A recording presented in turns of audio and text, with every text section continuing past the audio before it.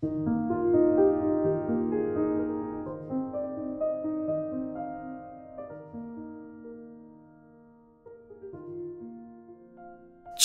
오직 한 분.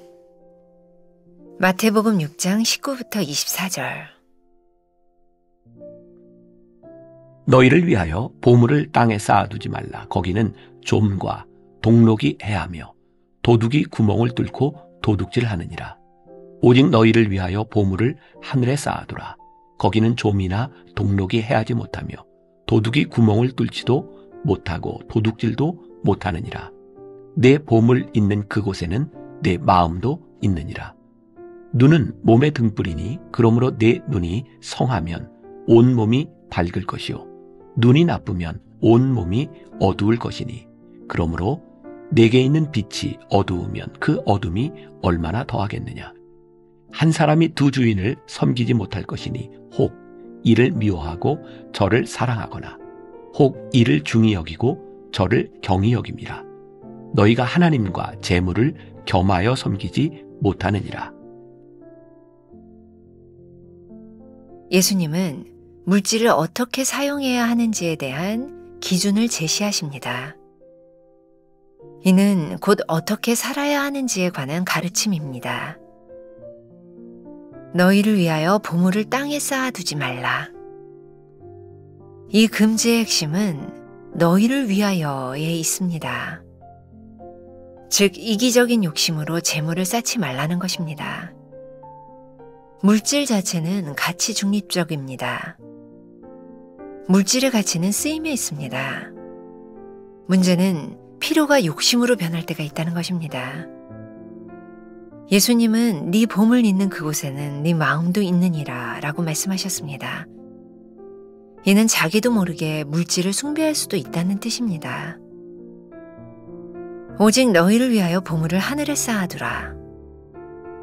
이 말씀은 물질을 내 손에서 떠나게 하고 물질에 대해 주인이 아닌 관리인의 자세를 가지라는 뜻입니다. 즉 나에게 맡겨진 것일 뿐 내 소유가 아니라는 뜻입니다. 하늘에 쌓아두라는 말은 내게 맡기신 것을 쓰되 자유롭게 그리고 선하게 사용하라는 의미입니다. 어떻게 해야 보물을 하늘에 쌓을 수 있습니까? 남을 위해 사용하면 됩니다.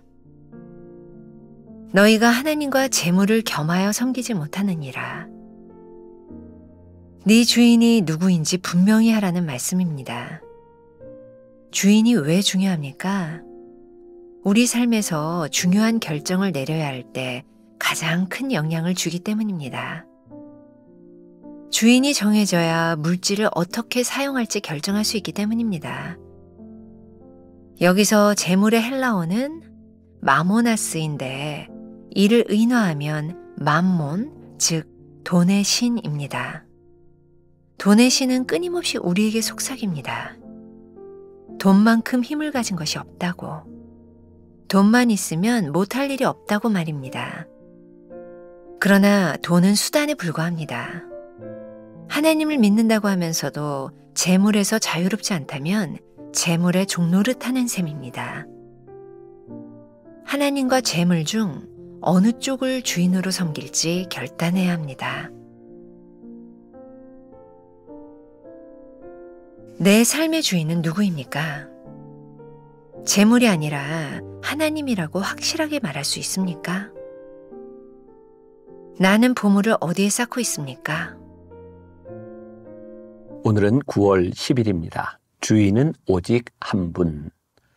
우리 그리스도인의 삶의 성숙을 가장 잘 보여주는 것 중에 하나가 물질 앞에서 우리들이 어떤 사람인가, 그것만큼 우리의 정체성을 분명하게 말해주는 것은 없는 것 같아요.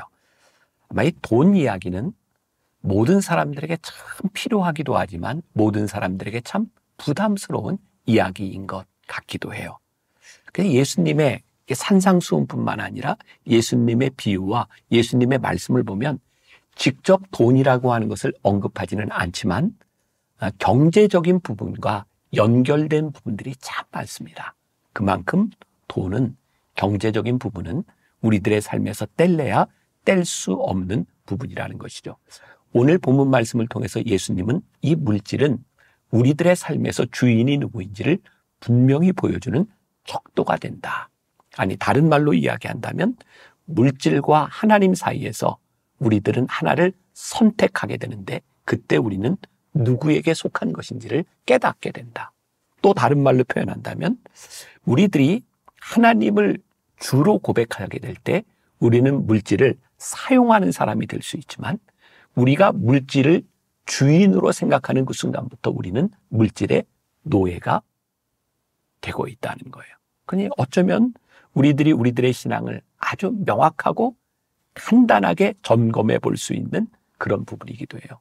여러분들은 물질을 사용하는 물질의 주인으로 삽니까? 아니면 물질이 여러분들의 삶의 주인이 되어 물질에 얽매여 있습니까? 오늘 예수님은 물질을 사용하는 기준에 대하여 우리들에게 아주 명확하게 말씀하고 있는데 두 번째 문단에 보면 너희를 위하여 보물을 땅에 쌓아두지 말라. 이 물질에 관하여 예수님께서 하시는 말씀이 뭐냐면 금지의 법이 있는데 뭐냐면 너희를 위하여 물질을 쌓아두지 말라. 저는 이 부분에 우리들이 좀 주목해 보면 좋겠어요. 물질이라고 하는 것은 우리를 위해 쌓아두는 것이 아니라 누군가를 위해 사용되기 시작할 때 물질이 의미를 가지는 것이구나. 우리를 위해 쌓아두기 시작할 때 물질은 굉장히 이기적인 것이 될 수 있어요. 그런데 어떻게 우리들이 이 물질을 이타적으로 사용할 수 있겠는가? 물론 제가 오늘 나누고 있는 이 말씀 가운데서 여러분들의 마음을 불편하게 하는 그런 사람도 있을 것 같아요. 나는 물질 때문에 얼마나 지금 어렵게 살아가고 있는데 물질을 누군가를 위해서 쓰라고? 그게 얼마나 사치스러운 이야기인데 라고 생각하는 사람이 있을지도 몰라요. 그런데 중요한 것은 우리들의 인생에 물질로 인하여 누군가에게 도움을 받을 때도 있고 우리들이 도울 수 있는 상황에 처할 때도 있지만 중요한 것은 물질에 의하여 우리들의 인생이 좌우돼서는 안 되겠다. 그러니 우리들이 오늘 예수님께서 말씀하시는 이 말씀의 원리를 좀 기억하고 살아가면 좋겠다는 거예요. 우리들에게 문제는 뭐냐면 필요가 욕심으로 변하기 시작할 때 물질은 우리를 지배하기 시작해요. 필요가 욕심으로 변하기 시작할 때. 저도 그런 책을 쓴 사람이에요. 하나님 솔직히 돈이 좋아요. 돈 좋아요. 필요하기 때문이죠. 그러나 이 필요가 우리들에게 욕심으로 변화되면 욕심으로 변질되면 그것은 우리들에게 죄로 나타나는 것이에요. 예수님은 이렇게 말씀하세요. 내 보물이 있는 그곳에 내 마음도 있다. 물질이 우리들에게 보물인가? 물질은 우리들이 사용할 수 있는 대상이 되는가? 지금은 세상을 떠난 분인데 병으로 아깝게 일찍 돌아가셨어요. 이만창이라고 하는 분이 기자였죠. 행복의 문을 여는 193가지 이야기라는 책에서 이런 글을 쓰고 있는데 한번 제가 읽어드릴게요. 사막에 조그만 오두막집을 짓고 사는 노인이 있었습니다. 그곳에는 우거진 야자수와 맑은 샘물이 있어서 지나가는 나그네들의 좋은 쉼터가 되었습니다. 노인은 야자수 그늘 아래서 목마른 나그네들에게 시원한 샘물을 떠주는 것으로 기쁨과 보람을 느꼈습니다. 그런데 언제부터인가 나그네들이 물을 마시고 나서 몇 푼의 동전을 주는 것이었습니다. 처음에는 극구 사양을 했지만 동전이 쌓여가면서 욕심이 생겨 나중에는 동전을 안 주는 사람들에게는 당당하게 동전을 요구하게 되었습니다. 노인은 더 많은 물을 나오게 해 더 많은 사람들에게 제공하고 더 많은 돈을 벌기 위해 샘터를 최신 시설로 바꾸었습니다. 그러나 어찌된 일인지 샘물이 점점 줄어들었습니다. 주변의 야자수가 샘물을 빨아들인다고 생각하고 야자수를 모두 베어버렸습니다. 얼마 후에 야자수 그늘도 없어져 버렸고 샘물은 말라버렸습니다. 노인은 뜨거운 햇볕을 견디지 못하고 그만 죽고 말았습니다. 동화 같은 이야기죠. 그런데 뭐예요? 누군가에게 제공하고 누군가에게 기쁨을 주었던 그것이 내 삶의 욕심으로 다가오기 시작할 때 그 욕심이 나를 죽이는 것이죠. 예수님께서 우리들에게 말씀하시는 거예요. 얘들아, 물질이 너희들에게 주인이 되지 않도록 해라. 물질이 너희들의 삶의 주인이 되는 순간 너희들은 물질에 눌려 죽을 수밖에 없다. 제가 참 좋아하는 말이고 젊은 청년들에게 늘 하는 이야기예요. 우리들의 삶에 원하는 것과 필요한 것을 구분할 줄 아는 지혜를 가지고 살면 좋겠다. 우리들에게 필요한 것이 물질이면 물질은 유용하게 쓰임받을 수 있는데 우리들이 원하는 것을 채우려고 하면 절대로 물질로는 채워지지 않는다는 거예요. 늘 우리들의 마음속에 훈련되어야 될 것이 있는 거예요. 우리들은 우리들의 원함으로 살아가는 것이 아니라 우리들이 필요함이 무엇인지를 구분할 줄 아는 사람이 되어야 되겠다. 이런 예를 들 수 있을 것 같아요.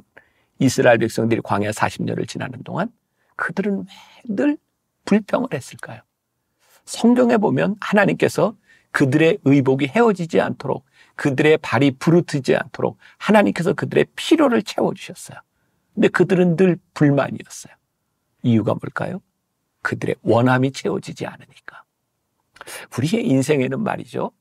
광야를 지나는 순간도 있고 푸른 초장을 지나는 순간도 있고 우리의 필요가 다 똑같은 것은 아니에요.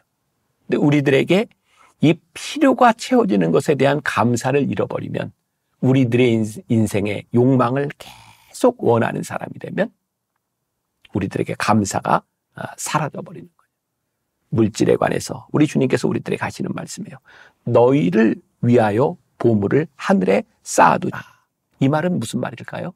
너희를 위하여가 아니라 이 물질이 잘 쓰임받을 수 있도록 살아라.